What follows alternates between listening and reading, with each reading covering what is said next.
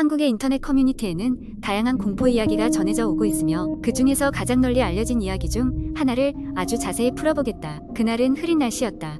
하늘에서는 회색 구름이 빽빽히 덮여 있었고 금방이라도 비가 내릴 듯한 기세였다. 나는 친구들과 캠핑을 떠나기로 계획된 날이었다. 목적지는 깊고 깊은 산속, 사람의 손길이 많이 닿지 않은 곳이라 자연 속에서의 완전한 자유와 신비를 만끽할 수 있으리라 생각했다. 준비물과 장비를 모두 체크한 후 우리는 차에 몸을 실었다. 차 안에서는 친구들과 웃음과 대화가 끊이지 않았고 우리는 마치 세상에서 가장 행복한 사람들이 된 듯했다. 산에 도착했을 때쯤 해는 이미 저물어 가고 있었고 우리는 서둘러 텐트를 치고 캠프파이어를 준비했다. 캠프파이어에 불꽃이 활활 타오를 때쯤 모닥불 주위에 둘러앉은 우리는 각자 준비해온 이야기들을 나누기로 했다. 조용한 산속에서 친구의 목소리는 더욱 또렷하게 들렸다. 첫 번째 이야기를 꺼낸 친구는 오래된 산속 전설을 들려주었다. 그 전설은 바로 우리가 있는 이 산속에 관한 이야기였다. 이곳에서는 수십 년 전 한 사람들이 실종된 일이 있었는데 여전히 그들의 시신은 발견되지 않았다는 것이다. 그들은 이 산에 살고 있는 산의 영혼에게 붙잡혀 아직도 이곳을 떠돌고 있다고 했다.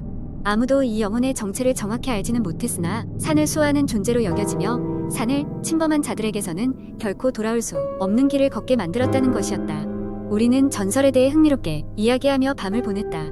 하지만 그때는 아무도 그 이야기에 큰 의미를 두지 않았다. 어둠이 깊어지고 숲속의 소리가 점점 더 뚜렷하게 귀에 들어오기 시작했다. 나뭇가지가 바람에 흔들리고 숲속의 작은 동물들의 움직임이 들릴 때마다 우리는 잠시씩 멈칫하며 주변을 둘러보았다. 밤도 깊어졌고 우리는 조금씩 잠자리에 들 준비를 하기 시작했다. 그때였다. 갑자기 어디선가 여성이 흐느끼는 소리가 들려오기 시작했다. 처음에는 바람 소리겠거니 하고 무시하려 했으나 곧 다른 친구도 그 소리를 듣기 시작했다. 귀를 기울일수록 확실히 사람의 흐느낌이었다. 소리는 점점 더 가까워졌고 우리는 무언가 이상함을 감지했다. 호기심과 두려움 속에서 그 소리의 출처를 확인하기 위해 온기를 잃어가고 있는 캠프파이어 주위에 모여들었다. 우리는 손전등을 들고 조심스럽게 소리가 나는 방향으로 발걸음을 옮겼다. 불빛이 나뭇가지를 비출 때마다 긴 그림자가 어른거리며 우리의 상상력을 부추겼다. 숲속 깊은 곳으로 들어갔을 때 우리는 갑자기 촛불이 밝히고 있는 작은 사당을 발견했다.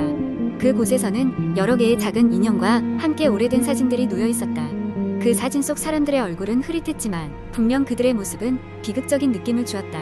그 순간 우리는 무언가 잘못되었음을 직감했다. 무엇보다도 사진 속 한 인물이 바로 우리 중 한 친구와 같은 얼굴이라는 것을 발견했을 때 등골이 오싹해짐을 느꼈다. 갑자기 주변의 바람이 멈추고 고요한 정적이 우리를 감쌌다. 그리고 바로 그때 우리가 듣던 여성의 흐느낌이 곧 그녀의 웃음소리로 바뀌었다. 그 웃음소리는 우리 주변의 나무들 사이를 울리며 반복되었고 정막 속에서 점점 더 크게 들려왔다. 우리는 마치 그것이 바로 우리를 조롱하고 있는 듯한 느낌을 받았다. 두려움에 사로잡힌 우리는 황급히 그곳을 떠나 캠프장으로 돌아왔지만 이미 다른 친구들은 혼비백산하여 텐트를 정리하고 떠날 준비를 하고 있었다. 우리는 더 이상 그곳에 머무를 수 없음을 깨닫고 서둘러 산에서 내려왔다. 그리고 그날의 경험에 대해 누구 하나 입 밖으로 쉽게 꺼내지 못했다. 며칠 후 나는 우연히 도서관에서 오래된 신문 기사를 찾아보게 되었고 그 기사의 사진 속 인물 중 하나가 바로 그 사당에 있던 사진 속 인물이 맞다는 것을 확신하게 되었다. 그것은 20년 전에 실종되었다고 기록된 사람이었다. 그날의 사건은 우리 모두에게 오래도록 잊히지 않을 공포로 남아있게 되었다. 지금까지도 그 산에 대해 이야기하면 가끔씩 여성의 웃음소리가 다시 귓가에 들리는 듯한 기분이 든다. 과연 그날 우리가 만난 것은 진정한 산의 전설이었을까? 아니면 단순한 착각이었을까? 그 답은 여전히 알 수 없지만 다시는 그 산으로 돌아가지 않을 것임은 확실히 알고 있다. 두 번째 이야기. 어느 날 나는 인터넷에서 우연히 한 공포 포럼을 발견하게 되었다. 그 포럼은 일반적인 무서운 이야기 게시판과는 사뭇 달랐다. 사람들은 자신이 겪은 기이한 경험들을 공유하며 서로의 경험담에 대해 토론하곤 했다. 나는 주로 읽기만 했지만 그 중에서도 유난히 나의 시선을 끄는 하나의 이야기가 있었다. 그 이야기를 쓴 사람은 리나라는 닉네임을 쓰고 있었다. 리나는 몇 년 전 여름방학 동안 시골 할머니 댁에 갔을 때의 경험담을 상세히 설명하고 있었다. 그녀는 당시 고등학생으로 할머니 댁에 내려가 조용한 시골에서 시간을 보내며 공부에 매진하려고 했다고 한다. 할머니 집은 아담하고 오래된 한옥이었다. 이웃과 멀리 떨어져 있어 밤이면 고요함이 가득했다. 리나는 도착한 첫날 밤부터 이상한 느낌을 받았다고 한다. 침대에 누워 천장을 바라보는데 어둠 속에서 무언가 자신을 내려다보고 있는 듯한 기분이 들어 도저히 잠들 수가 없었다고 했다. 그 다음날 리나는 할머니에게 자신의 불면증에 대해 이야기했지만 할머니는 시골의 조용함에 적응하지 못해서 그런 것이라며 대수롭지 않게 넘겼다. 그러나 밤이 되자 다시 이상한 기분이 들었고 이번엔 뭔가 더 확실했다. 창밖에서 서늘한 바람이 불어오는데 그 바람이 마치 사람의 속삭임처럼 들렸다. 리나는 무서운 마음에 커튼을 쳤지만 여전히 그 소리가 귀에 맴돌았다. 며칠 후 리나는 근처 작은 서점에서 공포 소설을 한 권 구매해서 읽기 시작했다. 어쩌면 무서운 이야기를 보면서 자신의 두려움을 이겨낼 수 있을 것 같았다. 그런데 그날 밤 다시 한번 기묘한 일이 벌어졌다. 책을 읽다가 깜빡 잠들었는데 갑자기 차가운 손길이 얼굴을 더듬는 느낌에 놀라 깨어난 것이다. 순간적으로 몸을 움직일 수 없는 상태가 되어버렸다. 마치 가위 눌린 것처럼 리나는 온몸을 필사적으로 움직여 침대에서 일어나 방을 뒤졌다. 하지만 방 안에는 그녀 외에는 아무도 없었다. 마음을 진정시키고 다시 침대에 누워 이불을 푹 덮었다. 그때 문득 자신이 읽던 소설이 생각났다. 책 내용 중에 읽던 한 장면이 뇌리를 스쳤다. 그 장면에 나오는 귀신이 갇혔던 공간이 리나가 머무르고 있는 이 방과 너무나도 흡사했던 것이다. 소름이 돋았다. 그리고 우연의 일치라고 생각하려고 했지만 무시할 수 없는 기분이었다.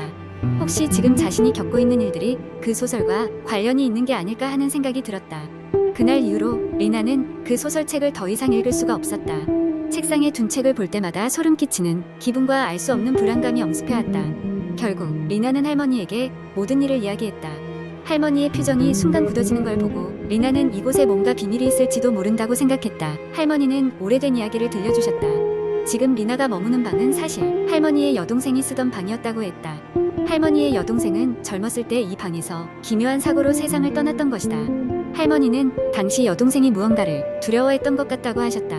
종종 자신에게 누군가가 창밖에서 지켜보고 있다고 이야기를 했지만 당신은 그저 환상일 거라 여기고 넘어갔다고 한다. 할머니의 이야기를 들으며 리나는 이곳에서 벌어지는 일들이 단순한 두려움이 아님을 확신하게 되었다.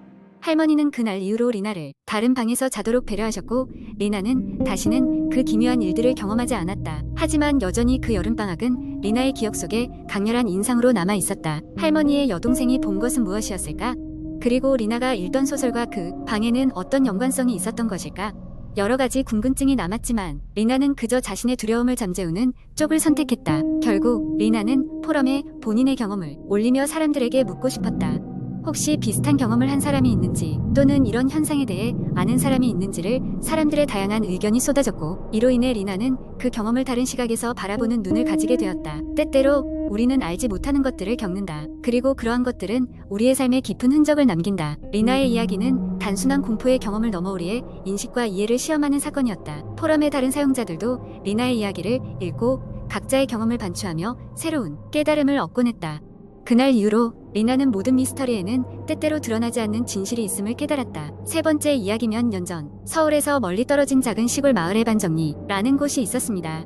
이곳은 오래된 전설과 신화가 가득한 곳으로 밤만 되면 이상한 소리가 들린다는 소문이 자자했습니다. 애초에 반정리는 몇십 년간 인구가 줄어들어 폐촌이 되기 직전인 상태였고 남아있는 주민들도 대부분 고령자였습니다. 그 마을 중심에는 낡고 버려진 초등학교 건물이 있었습니다. 주민들은 이곳을 흉가라고 불렀는데 이유는 오래전 그곳에서 원인모를 화재 사고로 전교생이 사망한 사건이 있었기 때문입니다. 그 후로 아이들의 영혼이 학교를 맴돈다는 이야기가 돌면서 아무도 그 학교에 가까이 가지 않았습니다. 그러던 중 한 무리의 대학생들이 이 마을에 흥미를 가지게 됩니다. 그들은 도시 전설과 미스터리를 주제로 인터넷 방송을 하는 아마추어 탐험가들이었죠. 이들은 어떤 자료를 모아 방송을 준비하는 중에 반정리 흉가에 대한 이야기를 듣게 되었고 단박에 관심을 가지게 되었습니다. 이튿날 탐험대는 카메라와 여러 장비를 챙겨 반정리로 향했습니다. 마을 입구에 들어섰을 때부터 분위기는 음산했습니다. 평소라면 잔잔히 울려 퍼질 새들의 지저귀는 오간다 없고 바람에 휘날리는 나뭇잎 소리만이 그들을 맞이했습니다. 그들은 짧은 마을 구경을 마치고 곧바로 초등학교로 향했습니다. 학교 문은 기묘할 정도로 삐걱거리며 열렸고 그 순간 바람이 휘몰아치며 건물 내부는 더욱 차가워졌습니다. 첫 번째 교실에 발을 들여놓았을 때 이들은 바닥에 누군가 남긴 것으로 보이는 작은 발자국들을 발견했습니다. 발자국은 먼지로 덮인 채 여기저기 흩어져 있었고 그중 일부는 교실 중앙에서 갑자기 사라졌습니다. 호기심이 발동한 탐험대는 다양한 장비로 이곳저곳을 촬영하며 이동하기 시작했습니다. 오래된 교과서와 벽에 걸린 낡은 게시물은 그 역사의 흔적을 보여주었습니다. 그때였습니다. 팀의 막내인 지훈이 자신이 녹음하고 있던 장비에 이상한 잡음이 녹음된 것을 발견했습니다. 반신반의하며 녹음을 되돌려 들었을 때 똑똑하고 규칙적인 노크 소리가 희미하게 들려왔습니다. 노크 소리는 점점 커지다가 갑자기 뚝 끊어졌습니다. 이들은 깊은 호기심과 두려움을 안고 소리가 들린 방향으로 발걸음을 옮겼습니다. 그 그들이 도착한 곳은 과학 실험실이었습니다. 방문 일지와 실험 도구들이 놓여 있던 실험실은 시간의 흔적을 덜어낸 듯 보였지만 눈에 띄는 것은 창가에 적혀있는 낙서였습니다. 우리를 기억해주세요 라는 글귀는 지워지지 않은 채 남아 있었습니다. 탐험대는 자정을 넘기며 건물 곳곳을 탐사했지만 지친 몸을 이기지 못하고 2층의 한 교실에 모여 휴식을 취하기로 했습니다. 그런데 그때 어디선가 웃음소리가 들리기 시작했습니다. 그것은 분명 어린아이의 웃음소리였습니다. 외부에서는 들려오지 않을 소리였기에 모두가 동시에 그 소리를 듣고 놀랐습니다. 겁에 질린 이들이 밖으로 나가려던 찰나 창문을 두드리는 소리와 함께 문이 저절로 닫혀버렸습니다. 텅 빈 복도에서 발소리가 점점 가까워지는 느낌이 들자 탐험대는 온몸이 굳어버렸습니다. 거짓말처럼 눈앞에 어렴풋이 어린아이의 모습이 나타났다 사라졌습니다.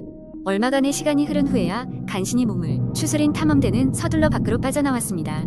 그들은 조사된 자료를 방송에 올리기로 약속했지만 이상하게도 장비에는 알려지지 않은 오류가 발생해 녹화된 영상이 심각하게 손상되었습니다.